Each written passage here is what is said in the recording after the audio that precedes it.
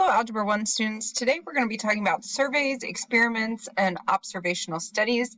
This is kind of an intro into a statistics lesson that we're going to be doing.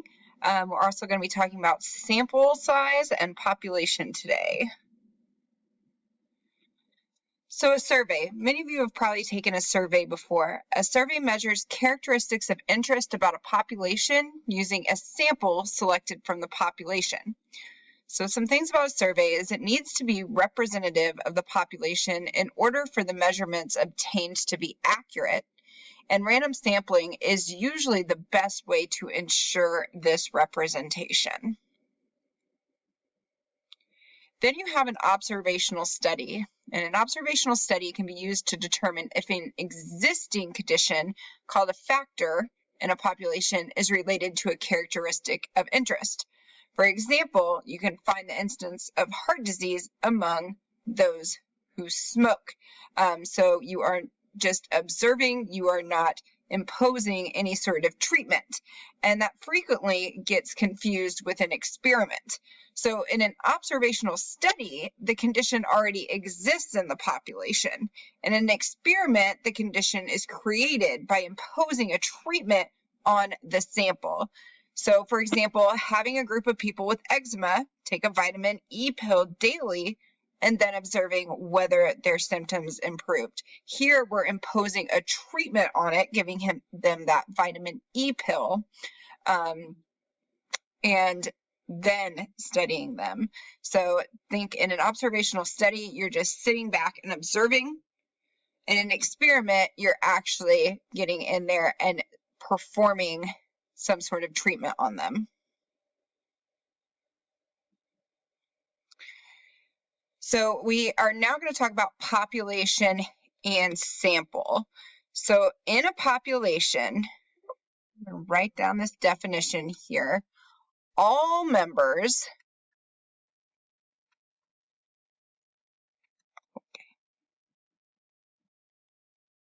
Okay, so in a population, that is all members of a group that we are interested in studying or surveying. Okay, we may not be able to survey all of them, but the population is what we are trying to make the conclusion about. Then we have the sample. The sample is the members of the chosen group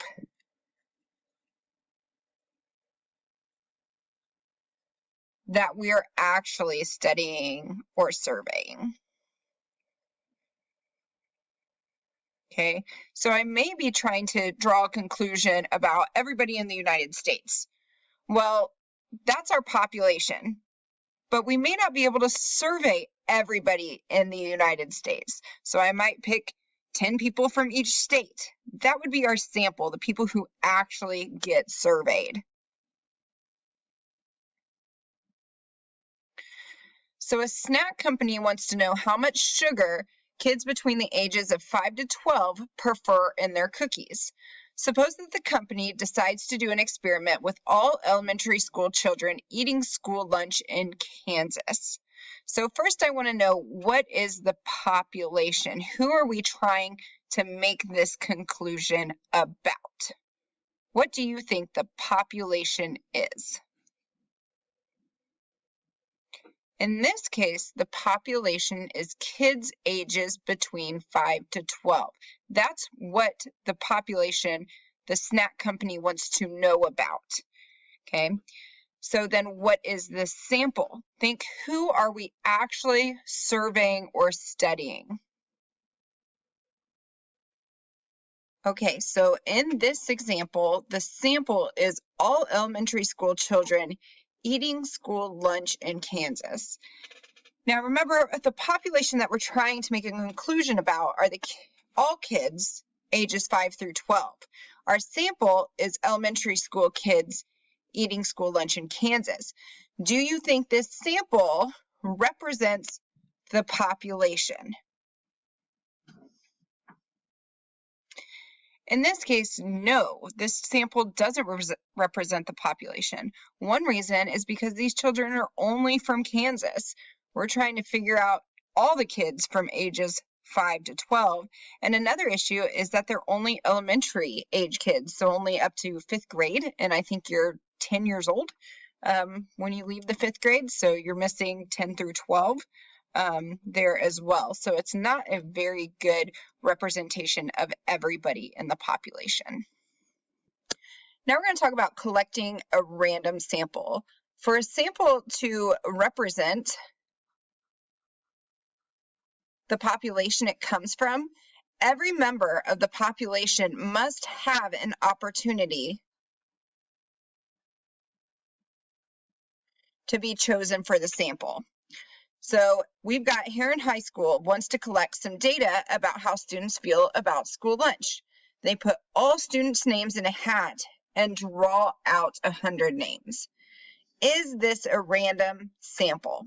Does everybody have the same opportunity to take this survey? Okay, yes, they do.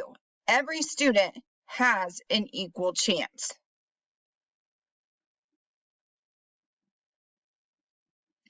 Then we have something called good enough sampling, and that is when a population is very large.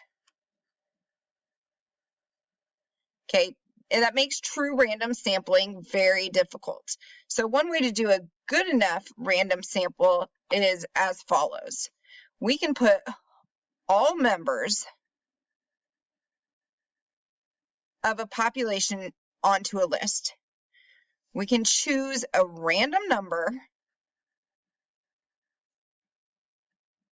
and start with that placed on the list, and then choose every nth person. So maybe we're choosing every 5th person, every 10th person, every 150th person on the list. Okay, so this is a good strategic strategy for random samples when we have a very large population. So here's an example. In our cafeteria, example above, our population is all the students at Heron High School. And instead of drawing names out of a hat, we could put all students in alphabetical order on the list. That was step 1. Okay, step 1. We could choose a random number to start with. Example, we might pick the 21st student. That was step 2.